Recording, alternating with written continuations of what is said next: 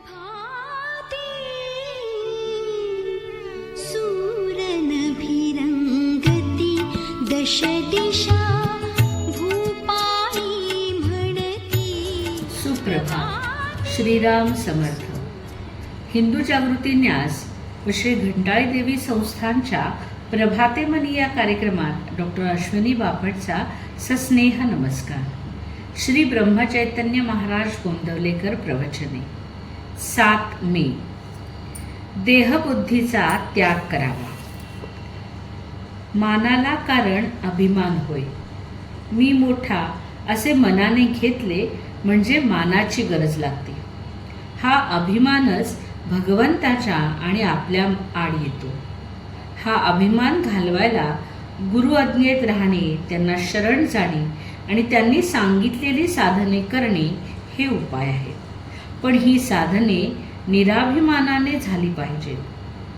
हा अभिमान फार सूक्ष्म असतो. मी गुरु आज्ञेत राहतो, त्यांनी सांगितलेली साधने करतो, आता माझा अभिमान गेला, हे म्हणणे सुद्धा अभिमानाचेच बोलणे होय. खरे पाहता अभिमान बाळगण्यासारखे आपल्याजवळ आहे तरी काय? शक्ती की पैसा की कीर्ती? जगात आपल्यापेक्षा कितीतरी लोक मोठे आहेत, पण मौज अशी की भिक्षा मागणाऱ्याला सुद्धा मोठा अभिमान असतो. मी अमक्याच्या इथे भिक्षेला गेलो होतो, त्याने मला हट म्हटलं, तेव्हापासून त्यांचा उंबरठा मी चढलो नाही, असे तो सांगतो. तेव्हा हा अभिमान आणि अपमान ही काय चीज आहे याचा शोध आपण घ्यायला पाहिजे. याला अगदी मूळ कारण देहबुद्धी. ही देहबुद्धी नाहीशी झाली पाहिजे. एखाद्या झाडाला खत घालीत गेलो तर ते मरेल कसे? मला लोकांनी बरे म्हणावे, मान द्यावा, शिव्या दिल्या तर वाईट वाटते, हे देहबुद्धीला खत घालण्यासारखे आहे. चांगले वाईट, मान अपमान सर्व देवाला अर्पण करावे. वस्तुतः कर्तेपणच त्याच्याकडे सोपवावे, म्हणजे त्या कृत्याचे परिणाम मनावर होऊ देत नाही. व्यवहारात थोडा अभिमान लागतोच, पण तो केवळ कारणापुरता असावा. वरिष्ठाने नोकरांशी वागताना अभिमान पाहिजे, पण तो तितक्यापुरता. त्यांच्या मनावर परिणाम होऊ देऊ नये. ही देहबुद्धी, हा अभिमान जायला सद्गुरूचे होऊन राहावे. निदान बळजबरीने तरी मी त्यांचा आहे असे म्हणावे. सद्गुरू तुम्हाला नकळत तुमचा अभिमान दूर करतील. परमार्थात संतांचेच ऐकण्यात महत्त्व आहे, तेथे आईबापांचे का ऐकू नये?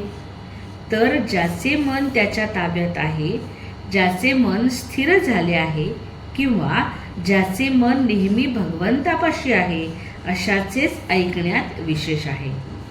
आपल्या देहबुद्धीची तरा मोठी विलक्षण असते. सगुणोपासना आपल्या सवयीच्या आड येते म्हणून मनुष्य ती करत नाही. फारच सोपे म्हणून तो भगवंताचे नाम घेत नाही, आणि फुकट काय जेवायला घालायचे म्हणून तो अन्नदानही करीत नाही. असा मनुष्य फुकट जायचा. देहबुद्धीला ताळावर आणण्यासाठी संतांच्या ग्रंथांची वाचनाची गरज आहे. पहाट झाला की थोडा उजेड, थोडा अंधार असतो. त्याप्रमाणे सध्या आपली स्थिती आहे. देहबुद्धीच्या अंधारात भगवंताच्या स्मरणाचा किंचित उजेड आहे. हा देहबुद्धीचा अंधकार जाऊन पूर्ण प्रकाश दिसायला भगवंताच्या अनुसंधानासारखा दुसरा कोणता उपाय असणार? बोधवचन. मीपणाची आणि अभिमानाची पूर्णाहुती देणं हाच खरा यज्ञ होय. आजचा दिनविशेष बोधायन अमावास्या. बोधायन अमावास्या हा अमावास्या तर्पणाचा विशेष दिन आहे व याला 5000 वर्षांची महाभारत काळापासूनची परंपरा आहे. या तिथी विशेष मागे एक ज्योतिषीय तथ्य आहे. महाभारतीय युद्धाअगोदर त्रयोदशीला अमावास्या आली होती. ही विरळात विरळी एकमेव घटना होती. या घटनेमागे सुंदर कथा सांगितली जाते. दुर्योधनाने गुरु द्रोणाचार्यांना युद्धात विजयी होण्यासाठी कुठले अनुष्ठान आणि केव्हा करावे असे विचारल्यावर त्यांनी दुर्योधनाला सहदेवाची भेट घेऊन विचारण्यास सांगितले. पिता पांडूच्या आशीर्वादाने सहदेव ज्योतिर्गणितात पारंगत होता. त्याने 2 दिवसानंतर येणाऱ्या अमावास्येला दुर्गापूजा, यज्ञ व बळी देण्यास सांगितले. भगवान कृष्णाला हे कळल्यावर त्यांनी सहदेवाला योग्य मुहूर्त दिल्याबद्दल जाब विचारला. त्यावेळी मी माझा धर्म पाळला, मी मरायला तयार आहे असं सहदेवाने उत्तर दिले. महाभारतात भीष्म, द्रोण, कर्ण, अर्जुन, युधिष्ठिर हे सर्वच धर्म प्रतिज्ञाबद्ध होते. कृष्णाला मात्र अधर्माचा कोणत्याही मार्गाने नाश हाच एकमेव धर्म होता. मग कृष्णाने युधिष्ठिराला 2 दिवस अगोदरच अमावास्याचे पितृतर्पण करायला सांगितले. स्वतः कृष्णच शेजारी उभा राहून तर्पण करून घेताना पाहून देव, सप्तर्षी सर्वच तर्पणाला बसले. दुर्योधनानेही त्याच वेळी यज्ञ व बळी देऊन टाकला. सूर्य व चंद्र दोघांनीही श्रीकृष्णाची एकत्र भेट घेऊन 2 दिवसानंतर अमावास्या आहे असे लक्षात आणून दिले.